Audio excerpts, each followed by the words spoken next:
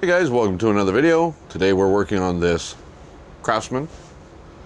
It's an older unit. I think it's in the late 90s anyways, but she's got some options. I like options. There's this particular unit. You can see it's got a bagger on the back. It's a 2-bucket version. Very nice. They're hard buckets. You lift the lid, just slide them out, dump them, slide them back in. It's a nice setup actually. It does have a deck. It's just not in video here. It's outside. She's got a snow blade. Remote handle to drop it and to lift it. And there's a lever on it that you squeeze the lever and you can push and pull it and it gives you your tilt. So some people like them. Some people find that they're useful. I personally have not found that they're that useful. They don't push very heavy. Usually a lawn tractor doesn't have much traction in the snow. Luckily, this unit here, when I bought it, it came with tire chains, so that helps. But typically, you also need weights on the back tires. It's a plastic covered concrete weight or something. You know, it's 2 great big long carriage bolts that go through it, and they bolt to the rim. So I don't have the weights, but I do have the chains. I did have weights, but I gave them away because I didn't use them. She's got an LED light. That's not staying.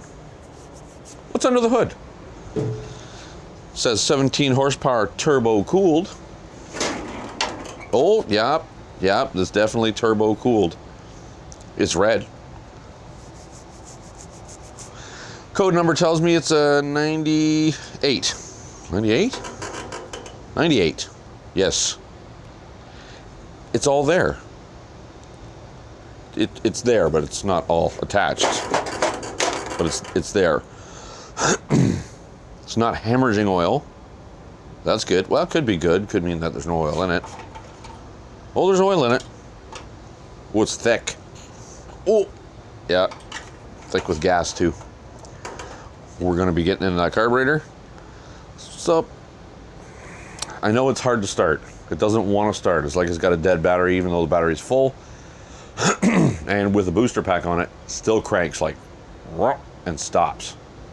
So we're going to definitely be pulling the valve cover off, setting the valves, and we're going to be pulling that flywheel off. We're going to check that key, make sure it hasn't sheared. So yeah, that's where we're at. Like I said, the deck is outside. I haven't really looked at it yet. There's no belt on it. I'll have to get a belt. I haven't even looked at the blades. I don't even know if there's any on it, but it's a complete package. It's the whole deal. So I see over there my coffee maker is about 2/3 full. I'm gonna pour myself a coffee when that's done, and then I'll jump into the video.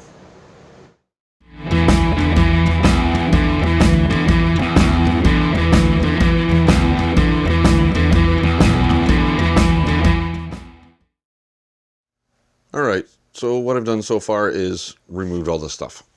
I took the bagger off. I took the blade off. That was just a couple of pins, a couple of cotter pins, and slide pins came right out. Everything fell to the floor. Might be a little tricky to get it back in and everything lined up, but they're removable for a reason. You're not going to ride around in the summertime with a snow blade on, so they're a quick disconnect. Anyways, took the hood off so we can get in there. I want to set the valves. First thing I'm going to do is set the valves because nobody ever does it. It is maintenance. It's regular maintenance. You have to do it on these things. Kohlers have some Kohlers. I shouldn't generalize too much, but some Kohlers have hydraulic lifters. They don't need to be adjusted. There's no adjustment for them. These ones are adjustable and you have to adjust them. They wear. And it's got to be done with the engine cold. So it's cold. It's very cold. It's very cold outside today. I came in the shop this morning before I turned the furnace on and I looked at the digital thermometer, and it didn't give me a reading. It just said low. That's cold. Turned the ultrasonic cleaner on a long time ago. Get the heater going, get that warmed up, and it's been a while and it's still not warm yet. So anyways, got some 3/8 bolts here we're going to pop off, but I'm going to get a rag underneath it first. I'll get you zoomed in a sec. Just going to set this underneath there to catch most of the oil because it comes out. So I'm not going to get into too much detail here because I've got 75 gajillion other videos doing this. So we'll get you a little closer, see what I'm doing. Let's get our little impact gun, 3/8 socket.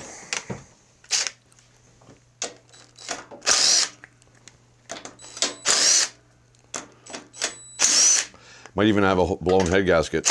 I don't know. I don't know. Well, super clean in there. Somebody has definitely been in here before because there's a JB Weld. Oh, good grief. That's about 3.5 miles too much clearance. And the rocker's not on center. Somebody has JB welded the adjuster. About 75 miles too much clearance in that one too. It's supposed to be about 4 thou. It's got about 4 inches. What I'm doing now is I'm looking down. Just looking down the push rod itself. It goes all the way down. The lifters are way down in here, so the push rods are quite long. But I'm looking down the push rod down to the lifter. That one looks good. This one looks like a C. Whoop, push rod's bent. We got a bent push rod here. That's why the clearance is 75 miles out of spec. Why this is JB welded, I don't know. But there's all kinds of wrong. It's all wrong.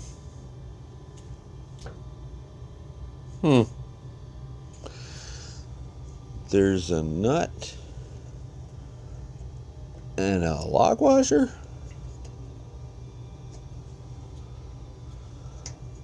Huh?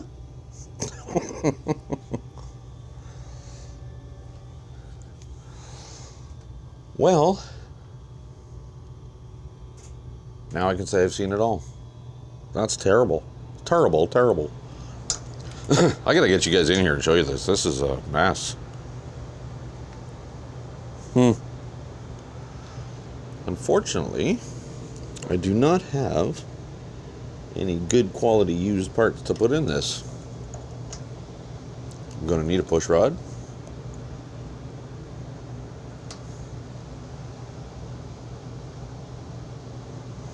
Now the exhaust push rod is steel, the intake push rod is aluminum. Little valve lash caps on the valves are there. Sometimes they fall out and you get miles of valve lash. But I'm gonna have to see what's going on in here. I'm gonna have to order an adjusting nut.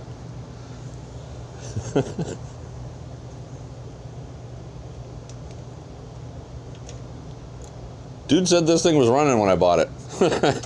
Well, it did run, but it wouldn't start. Won't start, he says. Okay.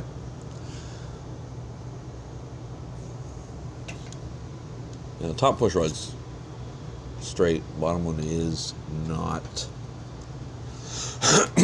All right, so let's get that out of there.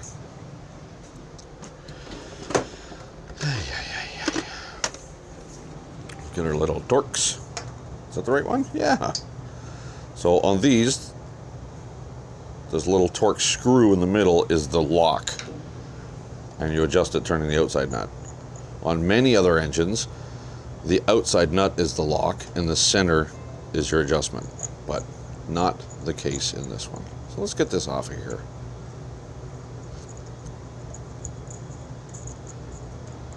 That's probably enough. I'm just gonna turn it anyways. Ready? These push rods are almost as long as Harley push rods.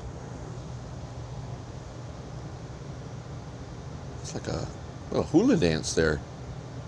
A little grass skirt on it, and anyways, so that's severe. And we've got some severe wear. Let me see if I can get a zoom in on that. It's hard with the camera. There we go. That area right there is wear. Definitely needs a push rod.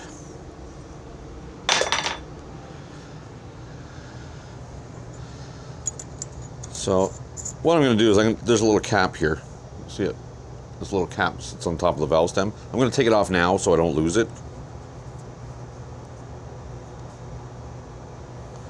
Yeah, I'm just going to set it to the side just for safekeeping because I don't want it to fall off and get lost in somewhere. But this here, I'm not sure. Get you zoomed in a little further maybe. camera will focus for us. Come on.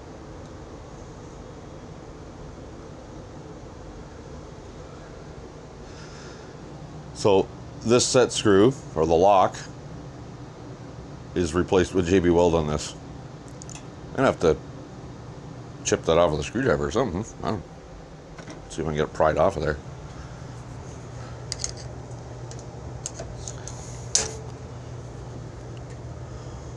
I'm gonna need my safety glasses to do this.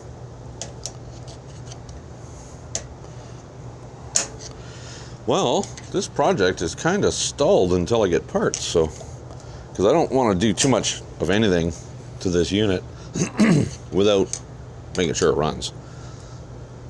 I mean, yeah, I can put another engine in it. I've done it before, but I gotta wait till I come across a garbage tractor with a good engine. Well, it's turning. Maybe I'm gonna turn it out with pliers. I don't know. Maybe. I got the whole mess turning now. So I'll definitely need an adjuster nut and a lock, a little Torx lock.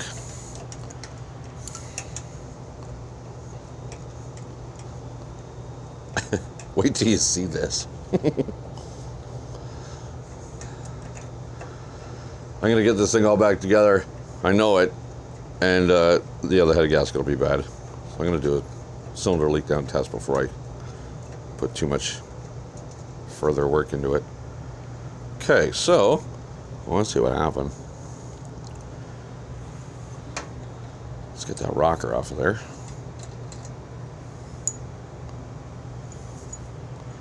Rocker is any good? Yeah, rockers still work. Take this little cap off here too.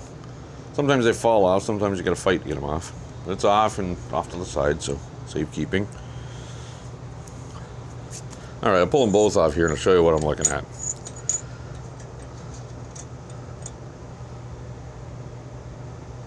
That there is what it's supposed to look like.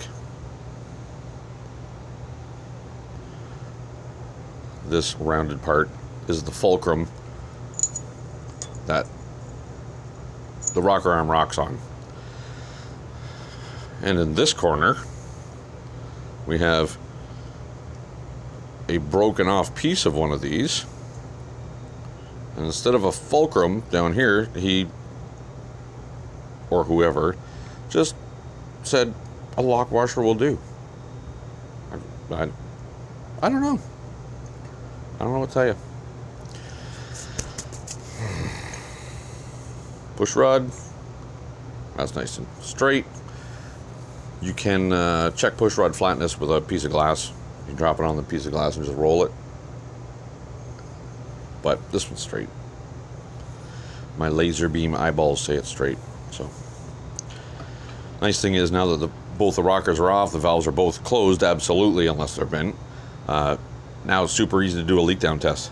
So you pull the spark plug out. I'll show you how to do it. I'm gonna do it. I'll video it.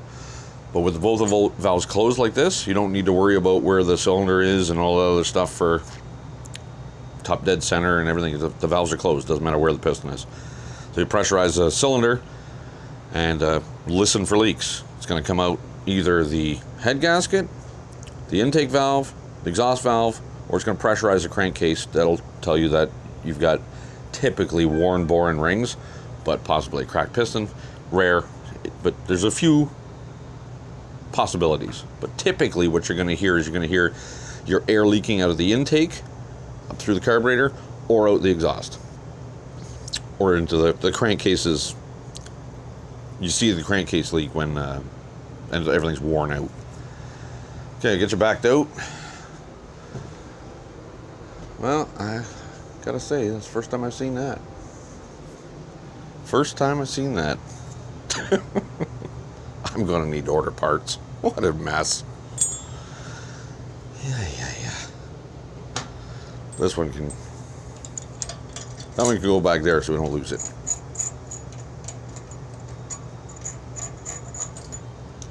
JB Weld. What are they thinking? There isn't even a set screw in it. They just JB welded it, like to the stud. Whatever works. All right, since we're right here, we're gonna do the leak down test. Get our tester. Get that spark plugger out of there. 5/8.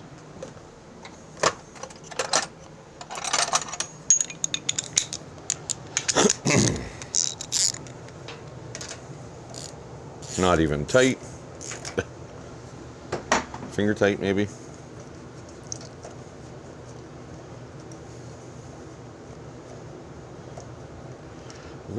What are you going to tell us? Full of gas. It's a Champion. It's the right one for it. RC12YC. That's the right plug for it, but that one ain't going back in. Let's have an eyeball down in there. See what I can see on top of the piston. See lots of carbon. Don't have a bore scope. Don't need a bore scope right now. But I'm just looking to see if I can see anything major down there. If a valve whacked the piston or something, but I'm not seeing any marks, any evidence of that. So let's thread our leak down tester in there. Now to do this, you don't actually need a leak down tester with the gauges and all the fancy setup like this. This will tell you a percentage of leakage. Because there's a set point here. Let's get you a little closer. There's a set point here. So this gauge knows how much pressure is going to this gauge.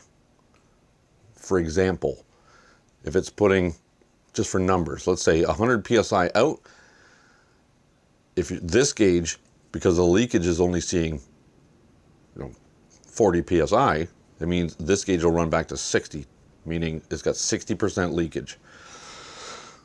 We can do the same thing without this part of the gauge. If you just plug an air line on here from your compressor, the air will still go where it's going to leak. I just happen to use this one because this is not the same air line fitting as I use in my compressor. It is what it is. Let's grab that air line. Let's see what happens.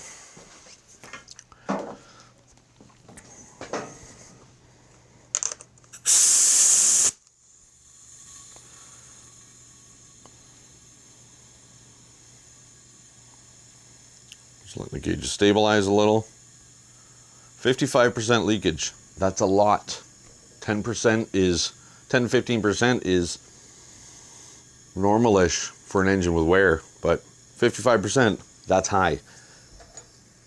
I can hear it in here. In the crankcase. So, crankcase. It's going to be rings, the bore, the piston. Hang on, I'm losing my air pressure here. Compressor wasn't on. There we go. So back to what I was saying. Pressurizing crankcase is going to be the rings, the bore, cracking the piston, very rare. These two are likely. On this engine, not a flathead. On an overhead valve engine, especially these Briggs, they're notorious for the head gaskets leaking. And what it does is it leaks between the piston and the push rod galley. And that's what I'm hearing. See if you can hear the difference. If you can hear that noise changing, the tone, it's telling me it's leaking in here. So now what I'm going to do is I'm going to shove a little hose down inside here because they usually blow, like I said, between the piston and the intake valley. I'm going to shove a little hose in here, stick the other end in my ear, and I'm going to hear if I can hear air about where the head gasket is. So I know I'm rambling. Just do it, they say. Just do it. Stop talking and show us. So your head gasket should be roughly this area. Let's get you zoomed in a little closer. Good enough. So the head gasket surface is roughly here. The head goes on this way. So I'm going to stick a hose down inside here, roughly to this depth, and see if I could hear air coming out of there.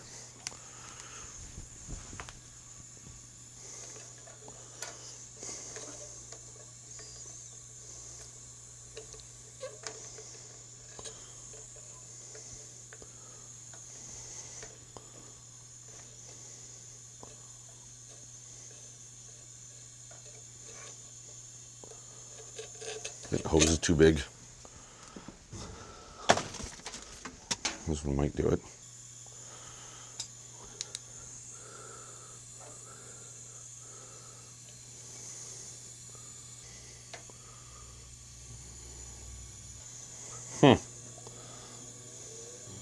It's hard to tell. Oh yeah, there's some. Yeah, I can hear a little bit coming from the head gasket, so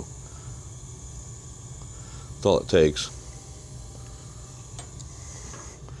Let's get that longer hose back in there. I'm going to go a little deeper into the engine to hear if I can hear it coming in from down on the lifters. Nope, not hearing it from in there. It's out here farther. Head gasket. Well, there's all kinds of wrong with this one. I stock the head gaskets. 17 horse is the more common one. There's another one that's 14 horse that it's not so common. I think 15, 16, 17, those are all take the same head gasket, and the smaller ones is a different number.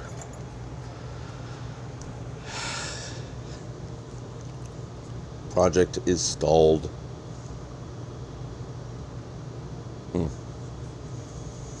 Still got to do the carb and everything to get it to run, so I'm going to carry on with that anyways.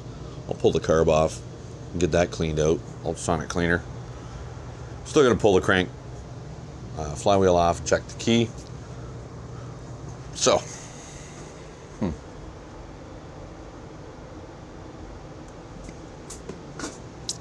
yeah. Well, you roll the dice. I didn't pay much for this unit, so I'm not disappointed. It's a resale unit, so I have to put money into it to resell it. No big deal. Head gasket is cheap. These parts are not overly expensive. I ain't afraid to admit when I don't know something, but I don't know why one push rod is steel and one push rod is aluminum. It could be that the aluminum one is designed like on purpose to be weak. So if something happens, the push rod bends before it breaks anything else. I don't know the theory behind it, but I know that the aluminum ones are the intakes and they bend. If you know the theory behind that, why one is aluminum, post it down in the comments down below. Be interested to know that. I haven't researched it either. I've never looked it up, but okay. Let me figure out a course of action and I'll fire the camera back up. There's been a development. Jumped online to my manuals folder online because I keep everything, just put everything I work on, I find and download a manual for, and I save it by model number, part number, serial number, whatever it has. That way I have it for future reference if that machine comes back, which is handy information. Gives me parts lists, all the specs, service specs, and all that stuff. So I called I checked my two local suppliers that are, well, not local, my two suppliers that I typically use. They don't have the parts that I need. I'm going to get them direct from Briggs. So I called a local dealer that I deal with for John Deere parts and gave him a couple of part numbers, and he said, well, I have the push rod in stock. He goes, I don't have the adjuster though. It'll be about a week to get it. I said, okay, go ahead, order them up, and I'll wait the week, no problem, I'll pick them up. Just give me a call when they're in. So no problem there, we got them ordered up. But something was tickling right at the back of my brain. I walked out to the shed. Look what I got in stock. One used adjuster and one good used push rod, perfectly straight, like no wear. It's going in. So we can actually tear that head gasket off. I should have checked first. I should know better. I keep all kinds of old junk, so there's no reason I wouldn't have one. But anyway, when the new parts come in, they will go back into stock and I'll use them eventually. I'm just going to thread that on there for now. We got to get the whole top of the motor off. We got to get the intake off, which has to come off anyways for us to do the carburetor clean. No oil came out. Let's get that out of the way. Yeah. Uh-huh. There's our steel push rod for the exhaust side. So what we got to do is, there's a brace here that holds the cylinder head. Goes to everything. Goes to the muffler. It's welded to the muffler, which should drop out for us. Yeah. Okay. Let's jump in. I'll get you guys zoomed in a little bit so you can see what I'm doing. We'll be working all over this thing. So there's our, yep, no screws in that. Screws are overrated. Get our dipstick out. Let's get our top cover off. Yep, no screws in that either. Optional, I guess. Tractor doesn't have them, didn't come with them, so I'm just going to figure something else out. These should just be 1/4 inch bolts. Maybe. We'll get there. Let's get this off. Air cleaner's clean. That'll go back on. This fuel screen here is going to get replaced. Fuel valve works. There's lots of fuel in it. It's about 3/4 of a tank. And it's not crazy bad. It's not the freshest fuel I've ever smelt, but it's not bad, so I don't think it'll be a problem. Fuel valve's off, so we can take this off here. It'll probably dribble some. Yep, I'm in the way of you guys seeing. Get that off of there. Gotta be careful with these plastic elbows. Sometimes they get brittle with age and heat. So be careful with it. Give her a wiggle, not too much pressure sideways on it. There we go. What trickles out? Well, it's not gross gold yellow gas, so I think we'll be safe with that. Let's get our anti-backfire valves disconnected.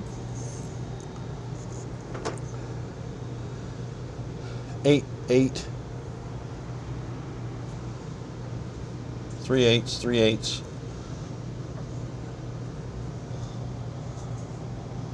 Little breather tube in the top here, crankcase breather. So the air cleaner's not full of oil, so it's telling me it's not blowing oil up into the intake, so that's a good sign. Brake pedal screechy.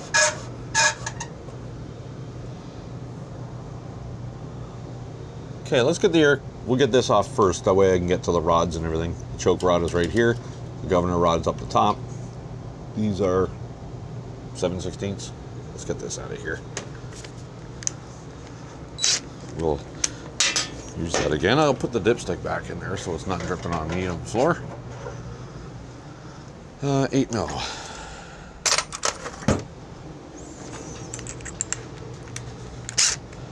Gotta hurry.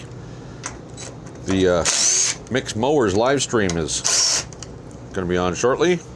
If you guys enjoy small engine stuff, have a gander at Mixed Mowers. He does a live stream on Saturdays, 1:30 local time to me. He's in the UK, so they're on a way different time. He's on his own time. Mixed Mowers, yeah, great guy. 7/16. Get that off of there. That one. I thought there was one more in these. Yep, there it is. Another 8 mil up top here.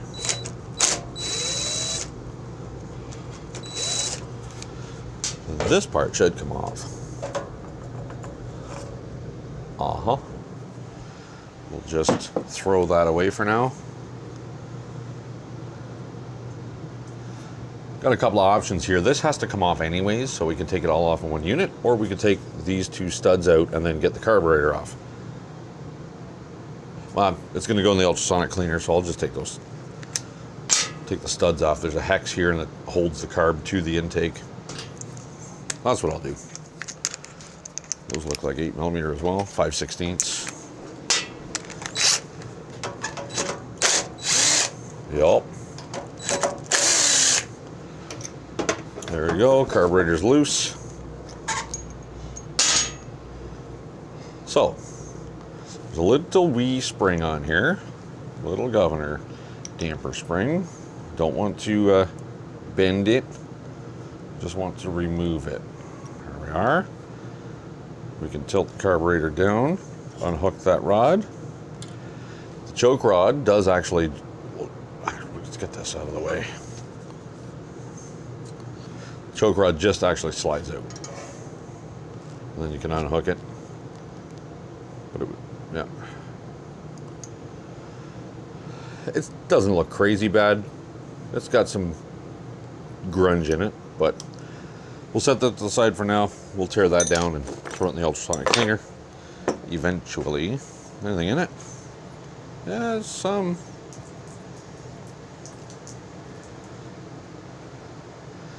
We'll just use that to clean the floor. Okay, that's that, and that's that. Gotta get these 3/8 out of here.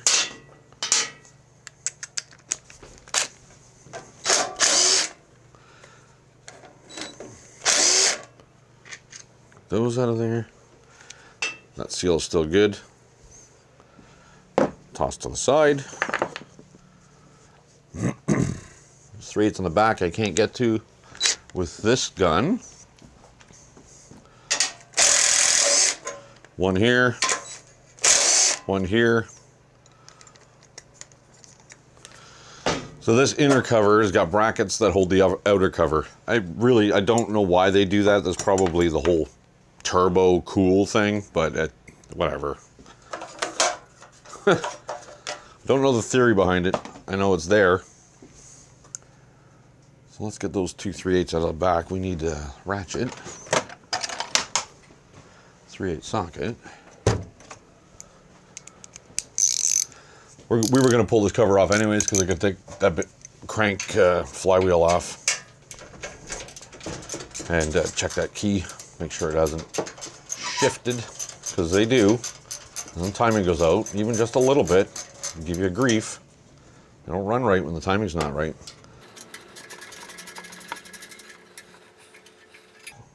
One for that side. There is a little screw that holds the dipstick on. We gotta get that out of there. That's 1/4 inch.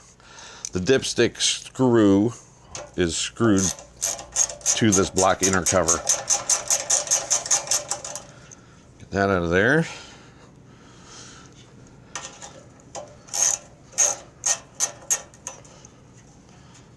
Yep. Just going to slightly rotate the dipstick out of the way. Oh, it's loose in that grommet. And the seal in the bottom, it's got slight oil seepage. I'm going to replace that grommet. I stock them.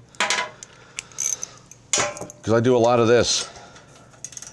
This is the majority of the channel. Or what I do is I buy riding mowers that don't run, need work. I refurbish the whole thing, basically top to bottom. Make sure that everything that needs to be done is done. All the maintenance that has never been done. All the servicing, I rebuild the decks if I need to, bearings, spindles, blades, belts, whatever. Any of that stuff, it all gets done. And then I sell them. So this is our top cover. Whoop. There's no mouse house in there, that's a good sign. Probably hasn't overheated. Plugs out so it's easy to turn. Let's check that, check the coil clearance. Looks good. That'll be fine. Yep, that will be fine.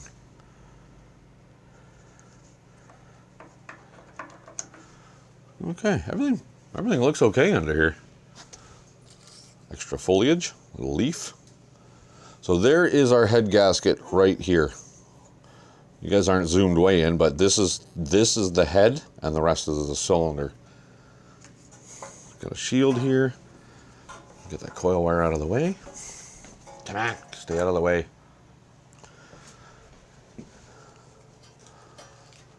This can stay. So we'll grab our 3/8, take this bolt out for the muffler brace. We got to get in there with an Allen, a hex. I don't know what size it is. We're gonna try this one. I don't know. Not that one. Not that one. It's in between. Quarter? What say you? Quarter it is. Oh, tight.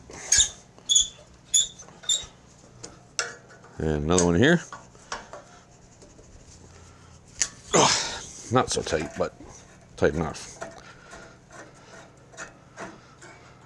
One bolt out.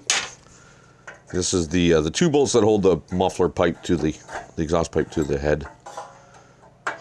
Okay. Screws out. Grab our gasket. Gasket.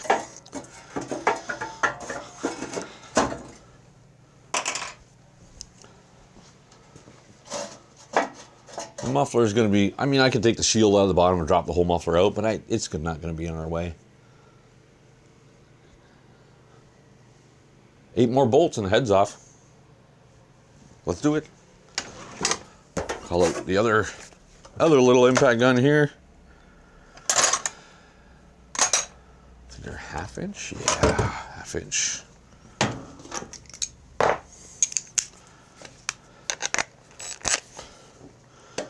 Half inch. So I'm gonna you tighten them in a cross pattern to make sure they torque down even, and you should also loosen them in a cross pattern so it doesn't warp things.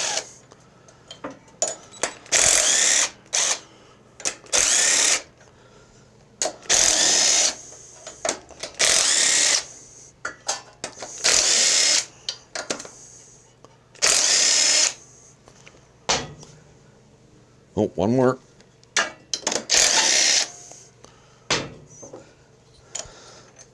I believe they're all the same length. I'm not sure. We'll check in a second. There's the cylinder head.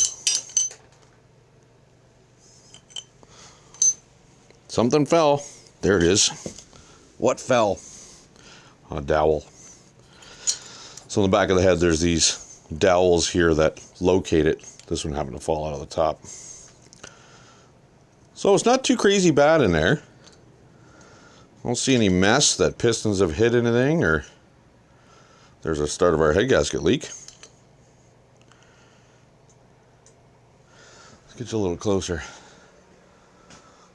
So valves are in decent shape, they're just dirty. Put this on the bench here for a sec. And our head gasket is just starting to go right here. Right in that area. The material is cracked. I do have, by part number, I have the right gasket for it in stock. I usually stock them, but I'm going to just match them up before I start slamming stuff together. The other dowel for the cylinder head is still here, so. So there's 2 bolts that are different, only 2. That's the 2 that are over by the exhaust. All the rest of them are the same. Okay, let's get everything out of there. All the bolts. Actually, they are the same bolts. They just sit different in the cylinder head. They're all the same bolts then. The cylinder head's a little thinner on that side. They just stick out a little further. So that's that. This is going to get scraped down with a razor blade.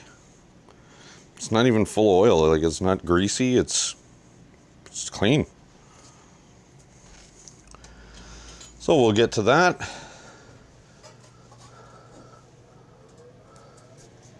Looks okay there. Okay. I'm not going to bore you guys with me scraping gaskets, so hang on, we'll be back. Okay, so our gasket is scraped. I did move the piston around a little bit just to check the bore. Got perfect crosshatch. So we don't know where that camshaft is. let's just start from there. So that's where it is. I looked inside there, everything is good. So I'm just going to take these 2 push rods, doesn't matter which one goes where, because we're not installing them. We're going to set them on top of the lifters. I'm just going to hold them with my hand. And I turn the engine over, and the push rods are going to tell me a story of where the engine is. Piston's up the top now. So what's happening? The intake valve is opening, so the push rod is coming out. Intake valve opens, piston's going down. That's your intake. Next stroke, the piston comes up. When it reaches the top of that stroke, that is the compression stroke. Remember, suck, squeeze, bang, blow. Intake, compression, power, exhaust. Those are the strokes of a 4-stroke. So now we know we're at TDC on the compression stroke. Gaskets are scraped, cleaned, ready to go. There's our new gasket going on. Pop that there on the dowels. It's got a couple of bolts in my hand here so I can get this situated. There we go.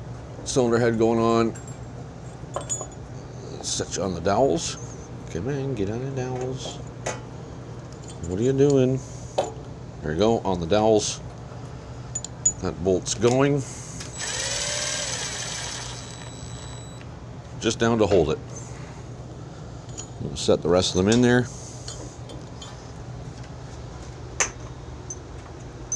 I forget the torque spec.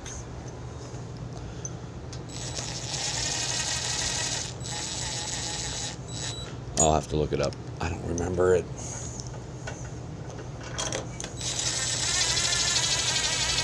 I'm not tightening them, I'm just running them down. Throwing my socket on the table.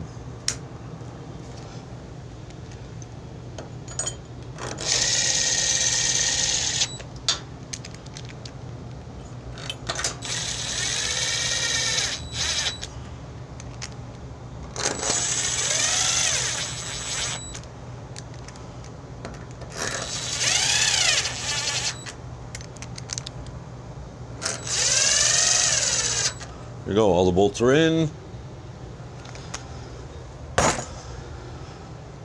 Now I gotta look at my spec. These have to be torqued down. You have to have your gasket compressed and everything before you can set push rods and everything up. Because if you set it up now, once you torque the head down, that clearance it changes. Push rods, in theory, get longer as you torque it down. If the cylinder head goes down, this will start to pull more. So that's that. Let me get torque specs. We'll get them torqued down. All right, got my torque specs. We're going to do it in the correct pattern. We're going to do 75 inch-pounds, 150 inch-pounds, then finish off at 220. We're going to start here. 1, 2, 3, 4, 5,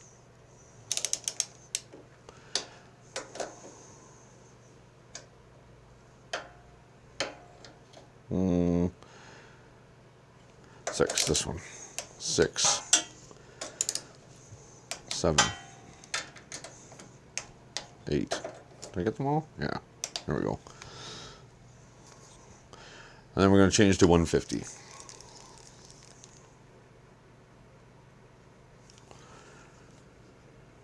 $45, 150.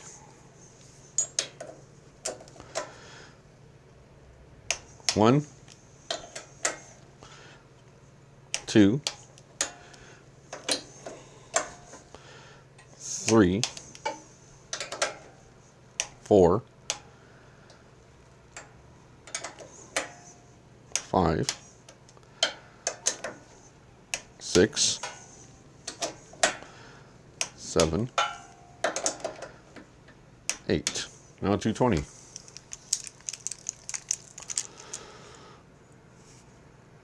Well, it's too much. Far too much.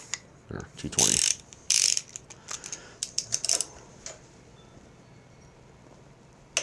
One,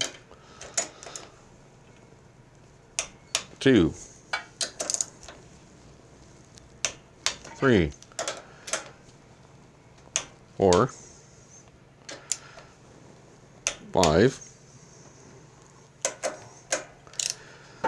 6. Come on, get in there. 7, 8. Donezo. That's done. Now it's push rod time. On this particular engine, the aluminum push rod is on the intake. I believe, don't quote me on it, but I believe on the V-twins, the exhaust is the aluminum one. But I could be wrong. I'd have to actually look it up. Let's get our intake one in there. Exhaust. Let's have a look-see with the light. Make sure it sits in the lifter. Oh, yeah, that's in the lifter. Get that one down there. Make sure it sits in the lifter. Yeah, that's in the lifter. I didn't get the tools and everything required to set the lash yet. I just got to get stuff assembled and adjust the lash in a minute. So we know we're at top dead center on the compression stroke. These do spec out. You're supposed to adjust them at, I don't know, a 1/4 inch past top dead center or something. I don't know.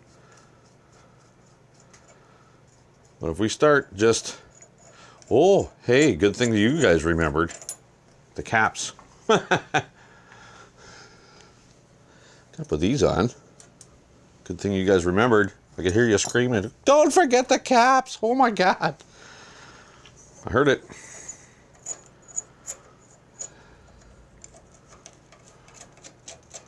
So we're just gonna run that down, just snug. That'll give us the room we need to do our adjustments. Loosen that. Come on, get out of your, there we go. Put our cap on. There we go. Okay. There is a procedure to adjust this. I don't use it. You don't need to. So we're at top dead center of the compression stroke. Both the valves are closed. At this point, with these just snug, no compression on the valves, I can turn the engine over until one moves. Now I'm checking the movement now to see how far it's moving, and I want to make sure that the intake one is moving a similar amount, which it is, and that tells me that the cam is not worn out. So the exhaust valve is now wide open, which means the intake valve should be flat closed, like absolutely closed. There's no overlap there. When this one is fully depressed, this one should be fully closed. Now we can set our gap. So, Briggs specs them out, 3 to 5 on the intake, 5 to 7 on exhaust. So what I'm gonna do is do 4 for both, 4 and 4. Now 4 and, I'm gonna do 4 and 6. Yeah, I'll do 4 and 6. 4 and 6. So this one we should adjust. 4 on the intake. Intake usually wears looser.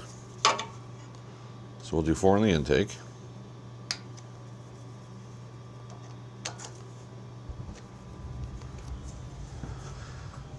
Let me get my 10mm here. I should just be able to just turn that.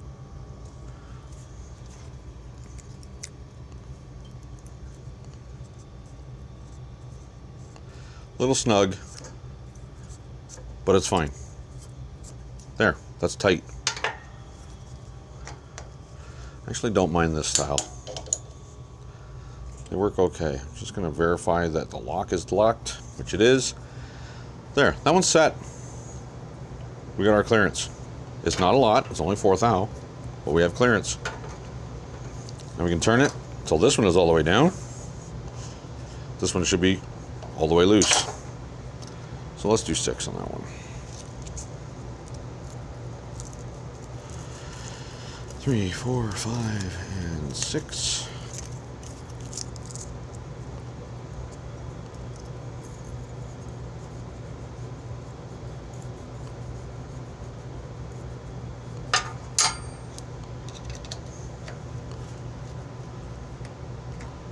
she went tighter. When I set the lock down, it went tighter.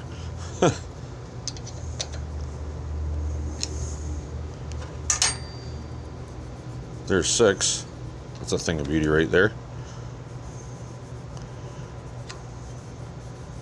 Perfect.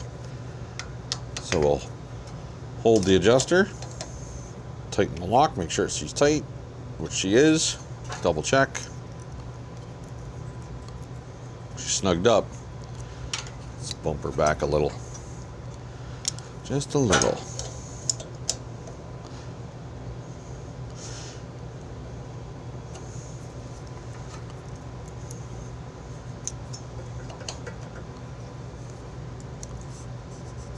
Six thou. Thing of beauty. Valves are set and locked down.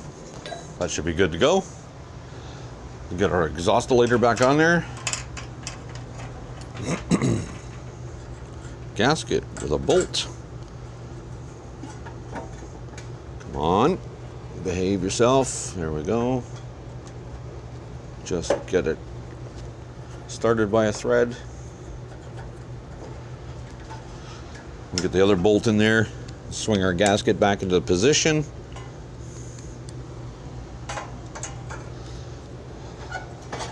Which it is now.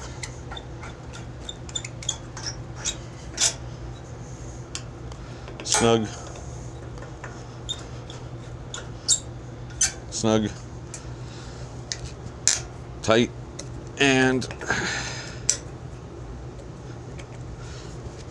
tight. Okay, and there was the 3/8 in here, right?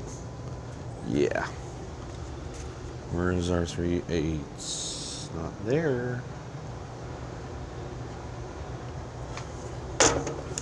3/8. Good and tight.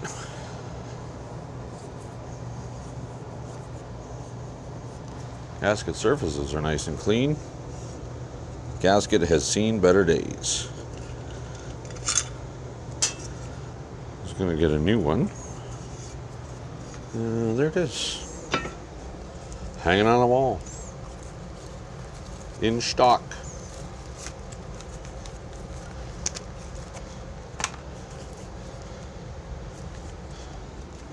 There we go. This is the Sten's part number I'm using. What does that say? 475192. This is for the single cylinders. The twins use smaller valve covers usually. So they're smaller gaskets.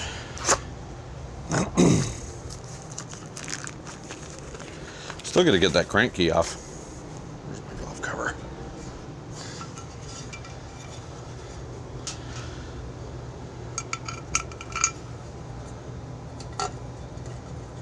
One there.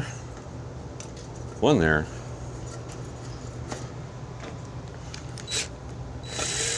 One there.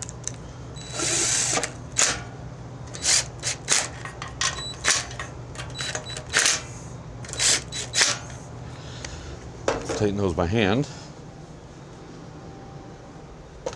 Maybe, if I can find my ratchet. You guys keep moving stuff on me.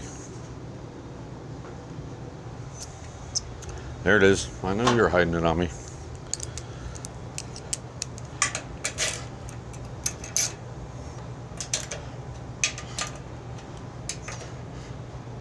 One, two, three, done. New spark plug, RC12YC. Might as well throw one of those in while we're thinking about it. Extension over there.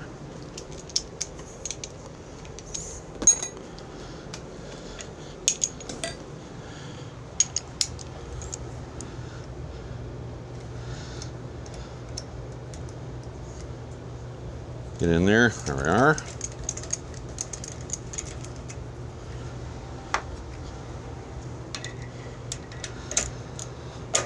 Usually works better when they're tight, so let's tighten this one, even though the last one wasn't.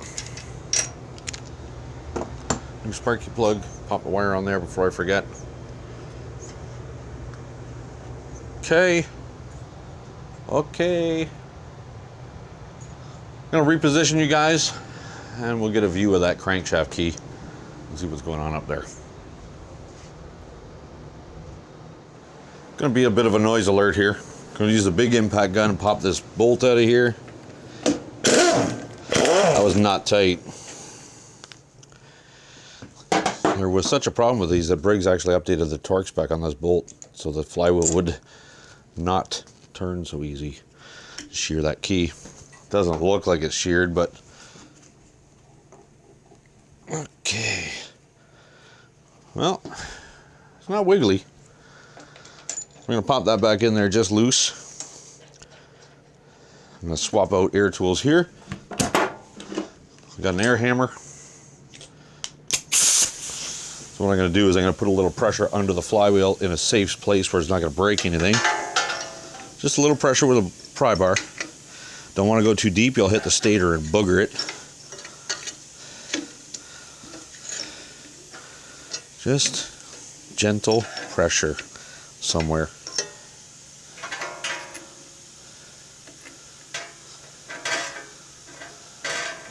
That'll do. I'm gonna hit it with the air gun. Ears. Okay. It's not pushing up hard enough.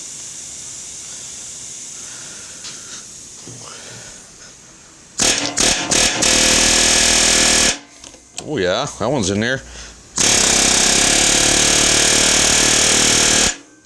Wow. Usually pop free a lot easier than that. Oh, it does not want to come off. All right, let me see if I can figure that out.